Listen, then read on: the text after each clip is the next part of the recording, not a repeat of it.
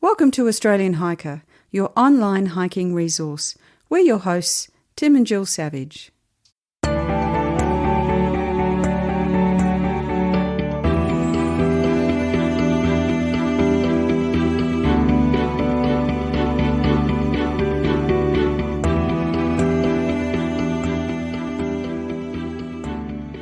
This is episode 145 of the Australian Hiker podcast. And in today's episode, we're going to be talking about when you can't hike. Now, as we record this podcast episode, it's early 2020, and Australia's had a hell of a start to the year. Firstly, we had a summer full of bushfires that have impacted much of the country, destroying large sections of bushland that we as hikers spend so much time in. And if that wasn't enough, as we have the opportunity to return to the bush, we're presented with another issue, and that's coronavirus. And with it, the ability to access many of our walks has again been curtailed, but for a very different reason. We're finding now that the rules and regulations are starting to vary in each of the states, and in some states you're very locked down, in others it's not so much. Except we're not using the lockdown word, Tim. We're not. Now, while these big events will greatly impact on our ability to get out and hike, they are not the norm. There are many other more mundane reasons within our day-to-day lives that prevent us from hiking. Things such as environmental conditions, extreme cold, extreme heat, heavy rains, and then there's personal stuff like illness, injury, or even as something as simple as you just don't have the time. So when you find yourself unable to hike, what can you do to keep yourself engaged with the outdoors? And that's what we're going to be talking about in today's podcast. We hope you enjoy.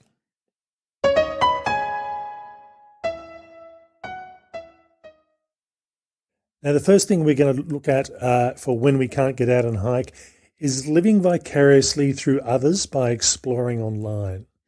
And there's probably two things that I'd be focusing on here. One is the internet, and there is a limitless number of websites, both local and overseas, that will provide days and days and days and weeks and months and of reading and researching and trail reviews and track reviews and gear reviews. There's just so much there for you to go through and read and access. For me, I am a bit of an information freak. I love doing the research just as much as I love doing the hiking. So it's a good opportunity when I can't get out to actually go through and do that research. Yeah, I enjoy the pictures rather than the words. And, all sorts of different websites. The national parks, their websites are still there. The images are just stunning. It's just great to wander through from, one page to another, looking at all of the wonderful things that you could discover, could experience if you were able. In addition to the visual, there's also the auditory. And here we're talking about podcasts. They've just gone through and released the figures for the last 12 months for podcasting. And we now have over 900,000 podcasts worldwide on any topic you can think about. And obviously we want to focus on hiking here in the outdoors, but anything you can think of, any topic, it exists.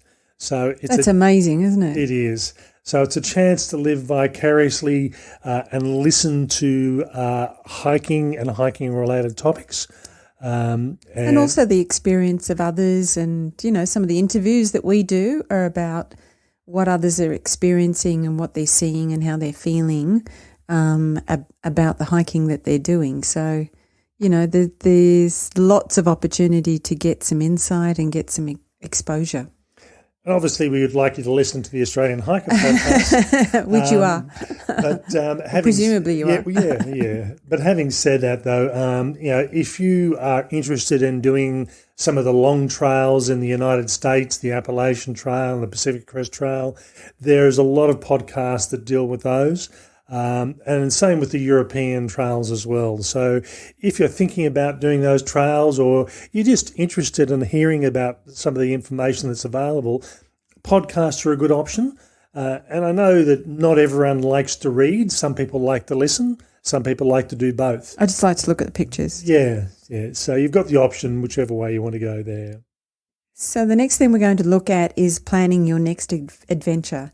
There's a lot of time and effort that goes into working out where you want to go, how you want to get there, what kind of sequence that you want to do a particular hike, what you need, what can you get on the way, how you're going to get back. Lots and lots and lots of details. And, sure, you can just wing it and turn up and see what happens. And if you've got a little bit of social distancing going on, it's a great time to work out in a little bit more detail what happens next.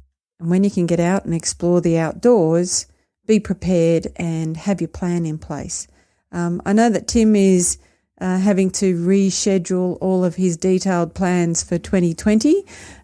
He's pushed a whole bunch of things out, but that doesn't stop us from working out what's next when we're able to get out there. Certainly from my perspective, I try and do a big hike each year, a multi-week hike. And this year, for me, as opposed to for us, my plan is to do the Australian Alps walking track from Victoria through to the outskirts of Canberra.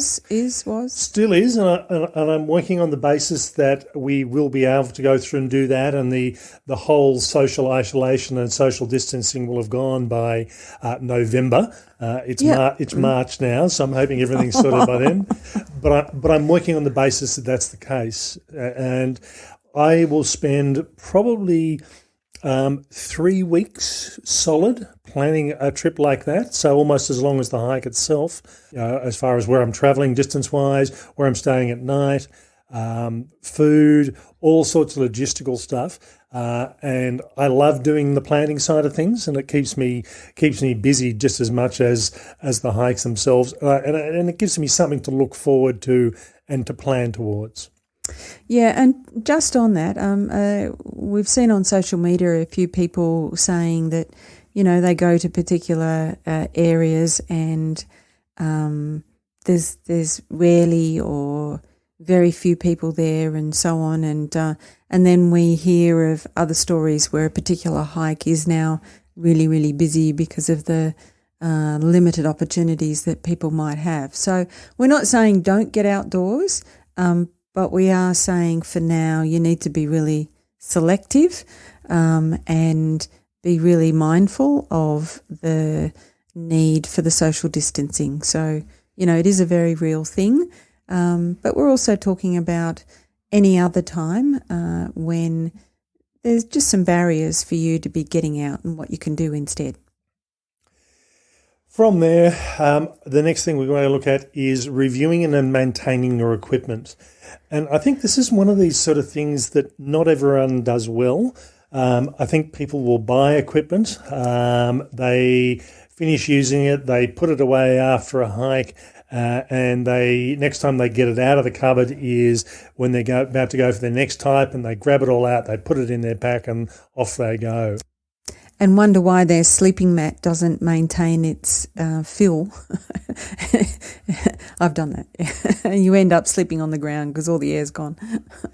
So I think that the thing I'd look at here with equipment is I'd be at least once a year scheduling in, a half a day or a day, depending on how much gear you've got, and getting it all out, making sure there's no holes in it, something hasn't torn, a strap's about to fall apart, or, your shoelaces are worn on your favourite pair of shoes. I can't remember the last time I ever replaced a shoelace on a pair of my hiking shoes or boots. I normally wear them out before the laces get anywhere near that. But I have had a pair of boots in the past that have lasted me 8 or 9 years. And you'd think at that sort of stage, the laces are probably going to start wearing and will need replacing. Well, I think the interesting thing is that even if you haven't worn a pair of shoes or boots a lot, they do deteriorate even in the cupboard. So, it's a hard thing to get your head around, but the glues and the rubbers and all of those sorts of things do break down. And when we were doing the Larapinta Trail, we did come across a few people who had a few sort of boot malfunctions. Let me just mention it or reference it that way, where, you know, suddenly a pair of laces looking fine were no longer to be, you know, long enough to lace their boots. So it can happen. Yeah, it's always good when you see people, particularly wearing boots, and they've got a shoelace that's only about 6 inches long, and it's tied through the top couple of holes in the top of the footwear because there's not enough length to tie it the full length.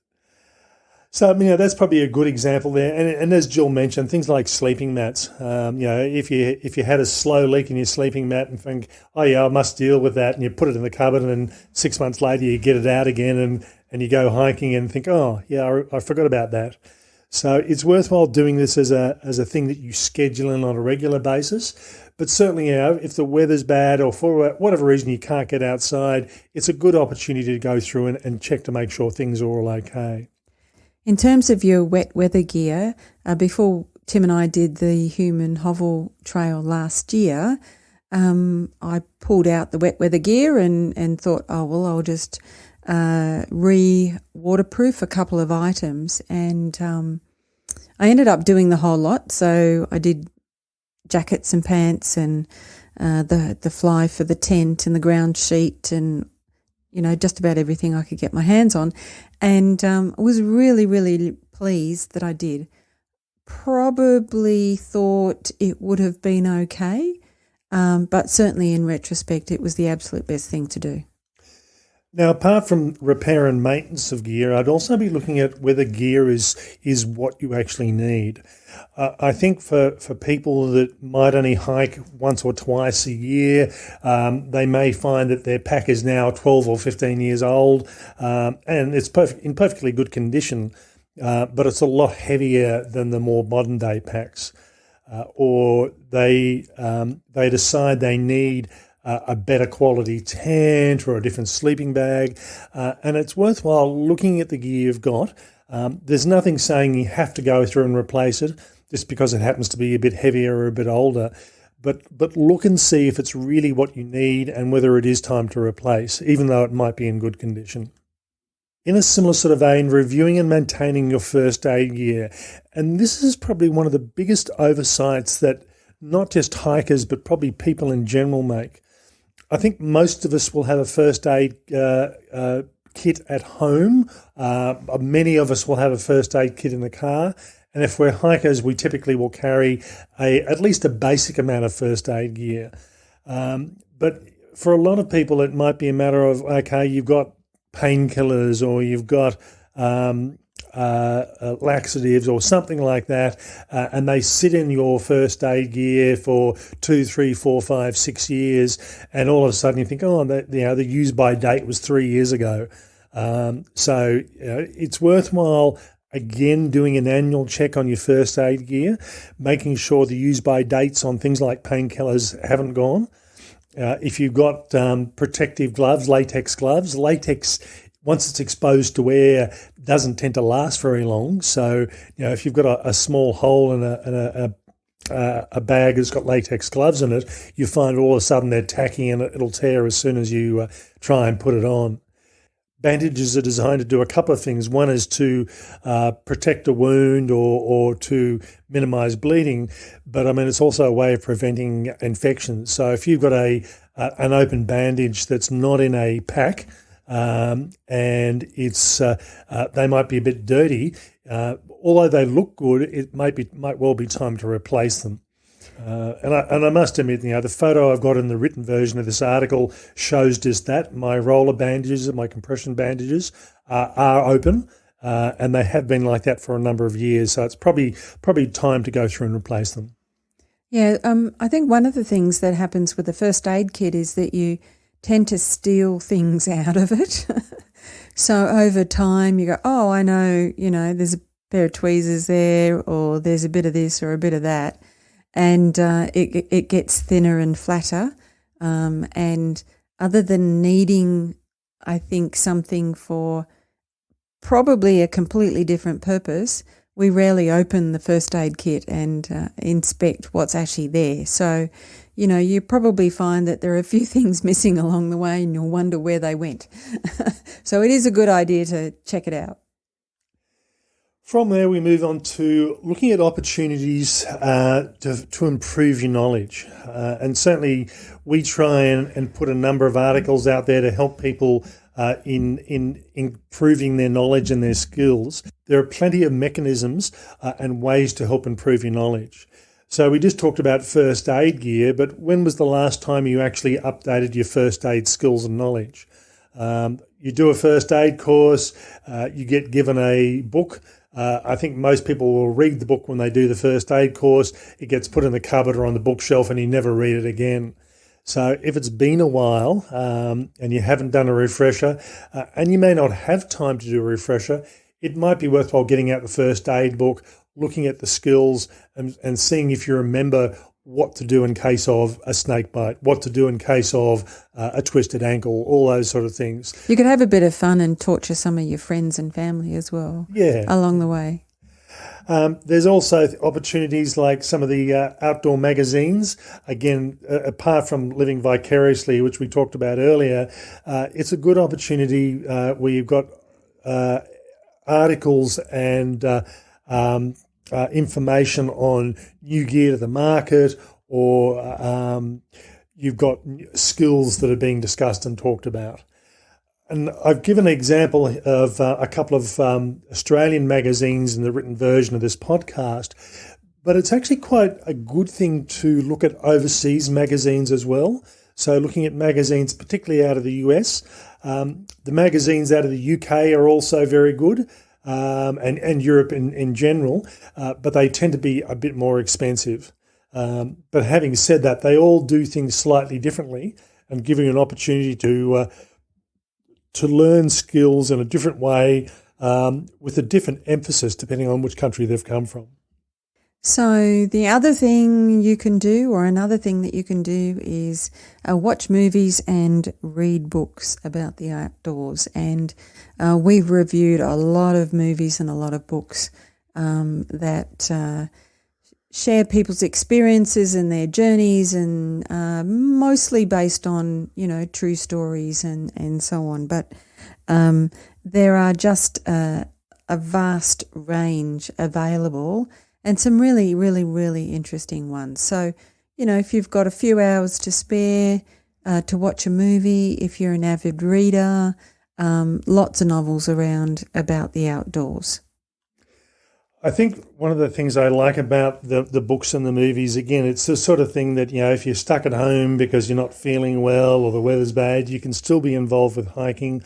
Some of the movies in particular and the books can be very inspirational. And I'll give an example through here. I know the Camino Santiago in Europe, in France and Spain.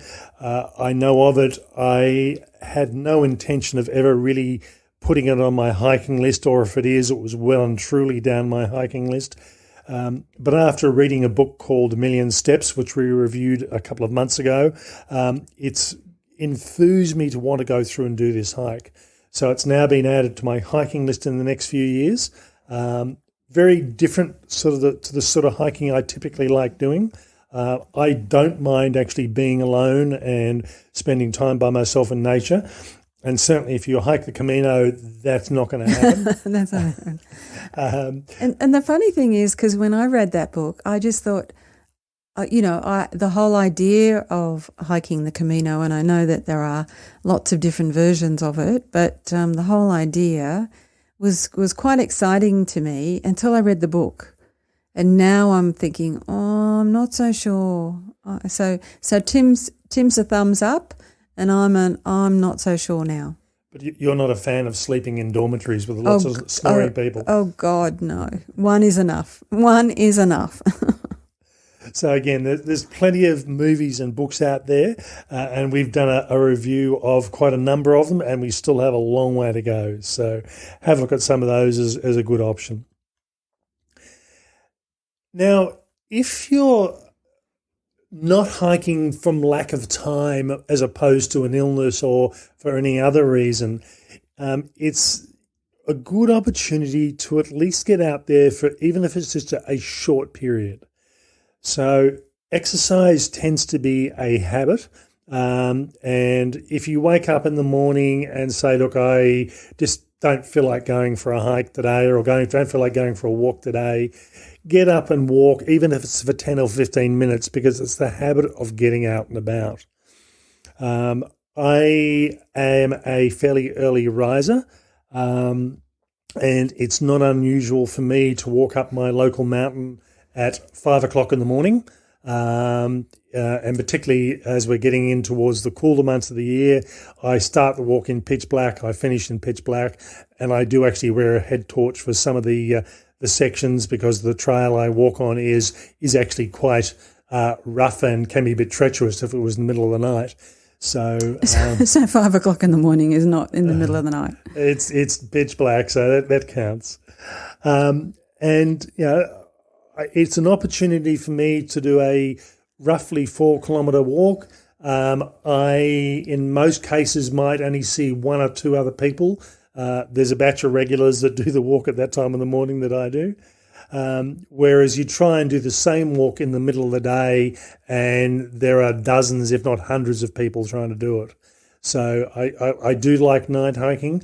And even if I don't do that, it's not unusual for me. If I don't feel like walking or don't have the time, I'd rather get out there and do 10 minutes or even 15 minutes.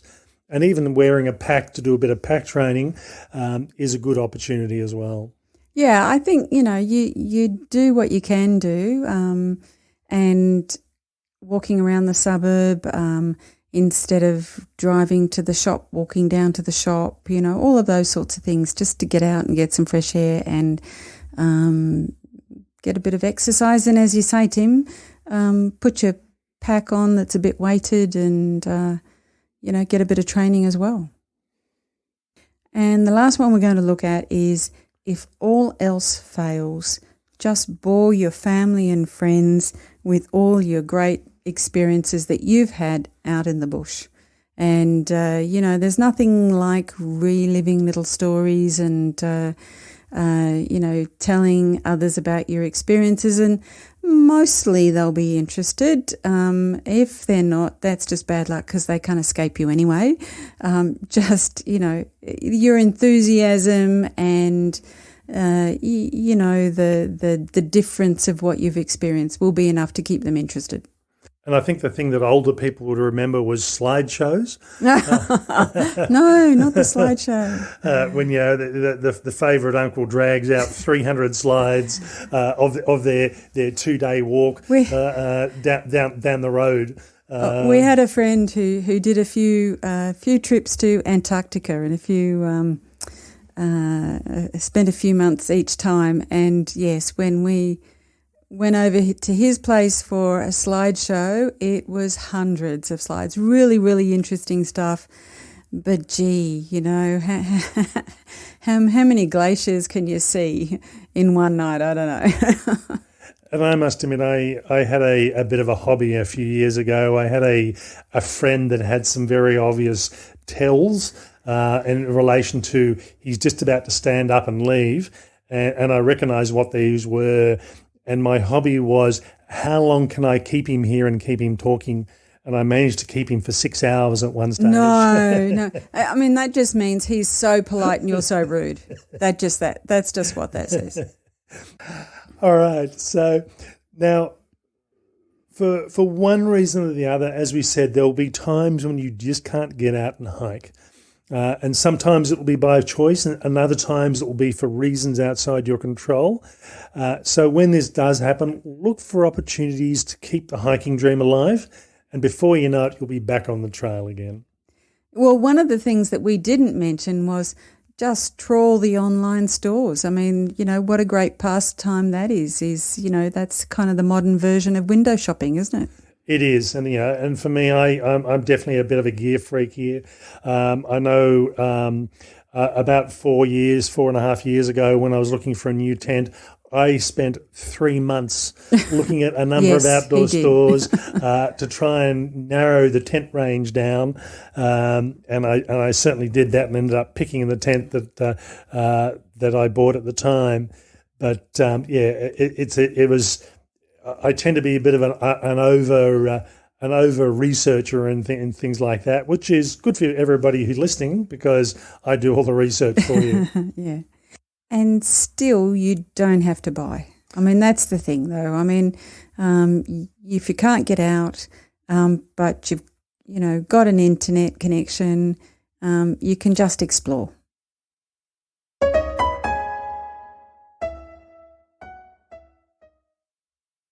Okay, it's been a while, but it's time again to do the 5-star podcast reviews. As I said, it has been a while, so we thought we'd just update with a few of the more recent ones. We've got one from Blueberry Brad, and he says, I'm assuming it's he, "Thank you, Tim and Jill, for a fantastic podcast. Well-researched, fun, informative and local content. Thank you and see you on the track." Another one, Peter from here. "This is a great podcast, one of my favourites. It's very well researched. Great balance between the two presenters. I love how Tim wants to be overly precise with distance, walking speeds, etc., to be more quickly followed up by a whimsical comment from Jill that reminds us that the bush doesn't always allow for such precision. For me, this balance really makes this a high-quality podcast." Yeah, I'm really not sure what to say about that one. And this is from Matt 852011. We'll spend a bit of time trying to work out what those numbers mean. I think we can all guess. A really enjoyable podcast. This is definitely a great podcast for hikers, full of great and well-researched information that caters to all abilities. What's a standout is the host's clear passion for hiking. It shines through each episode. Okay, so if you want to hear your review of the Australian Hiker podcast read out, we'd really appreciate it if you'd give us a 5-star rating on iTunes, Apple Podcast, on Podbean, whatever mechanism you listen to the Australian Hiker podcast. It helps get the message out there. And we really could not have written them any better if we'd tried, but thank you very much. Okay, one final comment before we finish off this podcast. All my well-laid plans for 2020, particularly in relation to podcast episodes, have basically been thrown out the window. So I'm having to do a bit of scrambling as far as interviews and topics. As I said, I had very well set out series of hike reviews and everything else.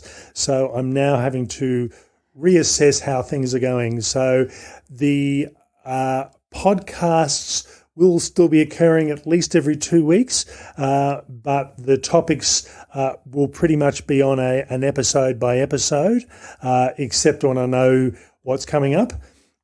So I'm hoping to have an interview for you in 2 weeks' time of a hike or a couple of hikes that people have done in previous years. We hope you've enjoyed this episode. That's all for me. Bye for now. And bye from me.